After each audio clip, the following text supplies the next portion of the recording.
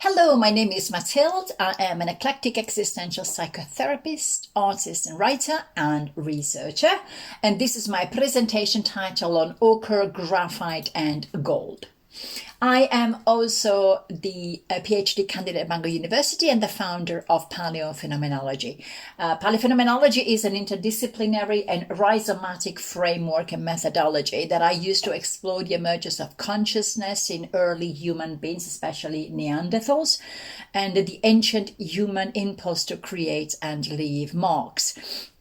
Basically, I'm tapping into the lived experiences, and I try always to go beyond the representational and to explore the material and metaphysical realms in this kind of raw and pre-symbolic gesture of being. Still, this presentation is based on my practice led by researcher York St. John, which is titled On Encountering the Divine in the Act of Drawing, which you can find on my website. If you're interested, it's free to download for now. And both the exegesis and the supporting documentation, which I have titled The Polyhymniadis. The purpose of this research was to define, situate and contextualize my drawing practice and to examine its encounter with the divine, while seeking a framework capable of validating such experiences. Whereas much of the existing literature tends to focus on the artifact as the key to understand both the method and the maker, I instead employed drawing followed by quite intense self-reflective journaling process to investigate only the act, the experiential and processual dimensions of the practice in relation to its spiritual aspect. It became very quickly evident that concepts such as performativity, in the zoneness, offered only a partial explanation to me.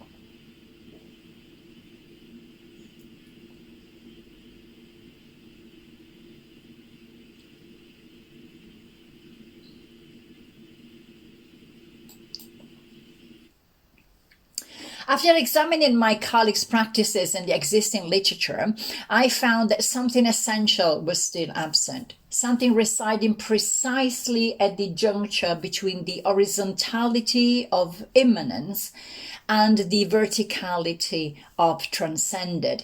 I've often pictured them as a seagull descending to meet a dolphin. And it's not my image, it's from an Italian actor named Paolo Rossi. But there is this beautiful image of this sort of fleeting and shimmering encounter between two worlds that they never meet, but they keep on chasing each other.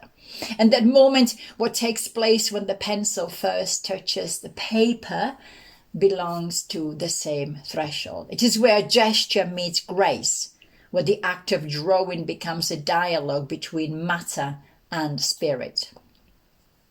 So, graphite is carbon, I am carbon, and the paper too is based on carbon. So what is truly taking place in that moment of contact?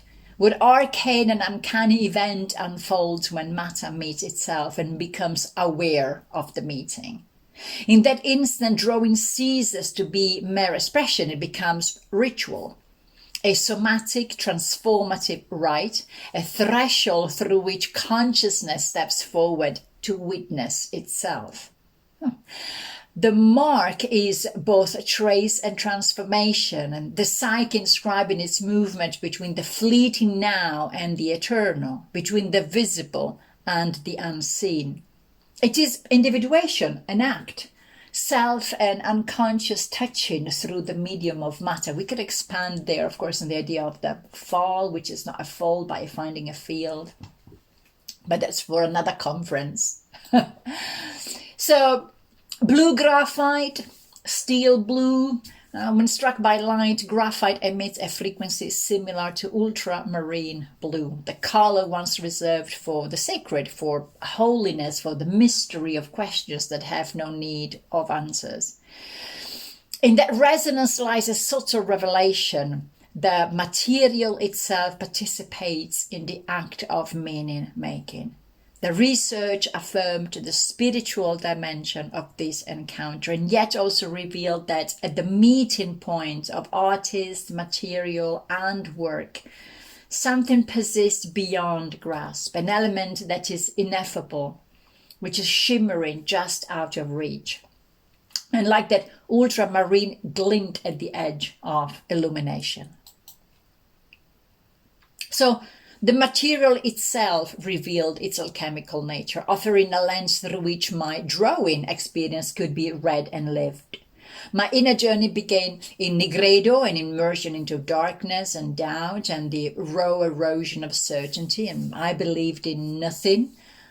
I was suspended in a sort of existential dread that only my graphite-stained hands could comprehend, and my hands were literally livid. And yet within that descent, as my body dissolved into the vast and sea-wide expanse of cellulose, something within kept urging surrender.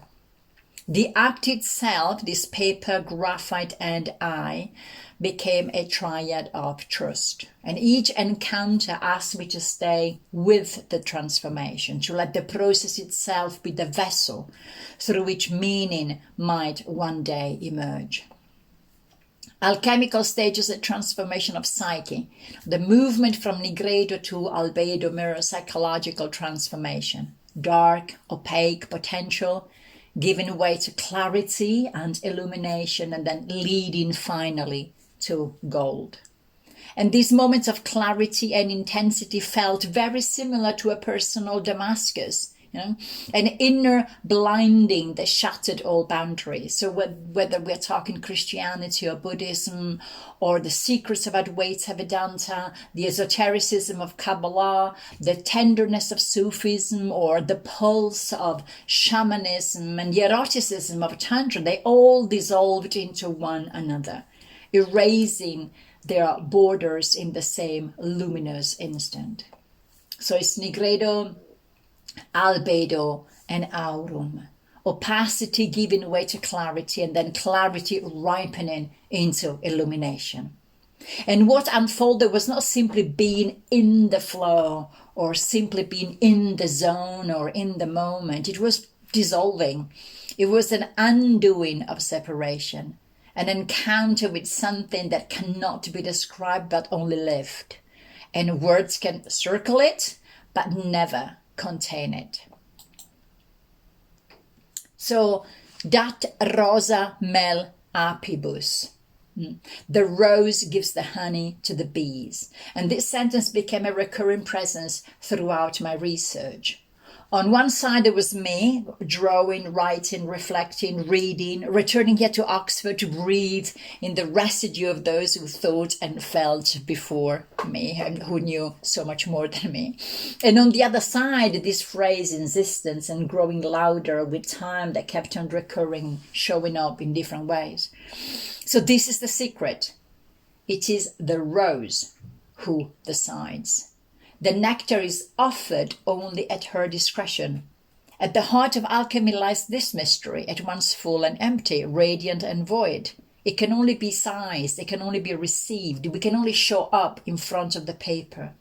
So my practice gradually shifted from searching, testing, articulating to simply keeping the secret. And what was revealed during a specific drawing remains with me, and it is untranslatable, and it is beyond the reach of my exegesis. And what I found is still within me, and not even written in the pages of my thesis that I've submitted.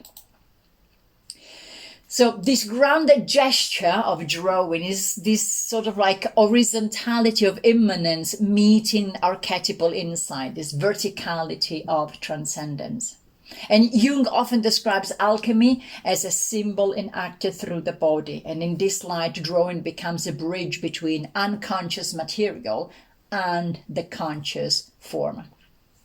I often describe it as kneeling at the altar of the unknown, in the words of Kim Krans, which is a phrase I return to whenever I lead a workshop. And here the tactile, material, manipulative work of hand and paper converges with the sudden arrival of presence. the unexpected emergence of insight. And the practice is both doing and witnessing, a dialogue between body, matter, and consciousness, and the losing, of course, of the self.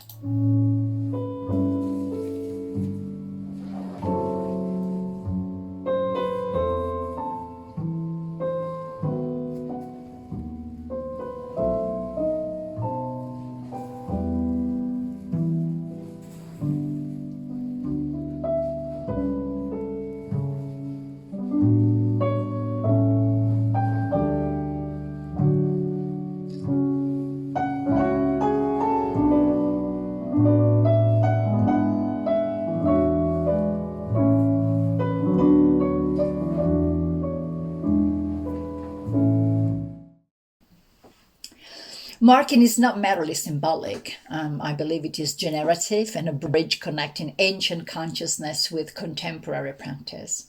So this scholarly form marking here at La Pasiega in Spain, which is the central piece to my PhD, is what I call the transtemporal gesture. It is an archetypal movement. In Jungian terms, archetypes, as we well know, are these patterns recurring across time, and mark making enacts this timeless impulse. Each gesture transforms both artist and world, making drawing an embodied method and a generative act par excellence. Drawing spans millennia, linking personal, ancestral, and archetypal realms. It is not only an inquiry into consciousness, but it enacts it. And it is through this method that the alchemical transformation Jung describes unfolds. Self and world mutually shaped by creation, like the dolphin and the seagull meeting, or trying to meet again and again and again in this kind of chasing and fleeting and entwined relationship. Because it is in the moment of the mark that matter becomes meaning. So thank you very much for having me. I am Matilde, and this was on ochre, graphite, and gold. And here you can find all my contact details, and you please feel free to contact me.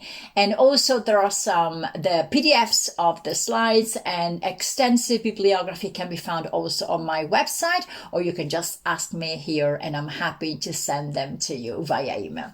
Thank you. Bye.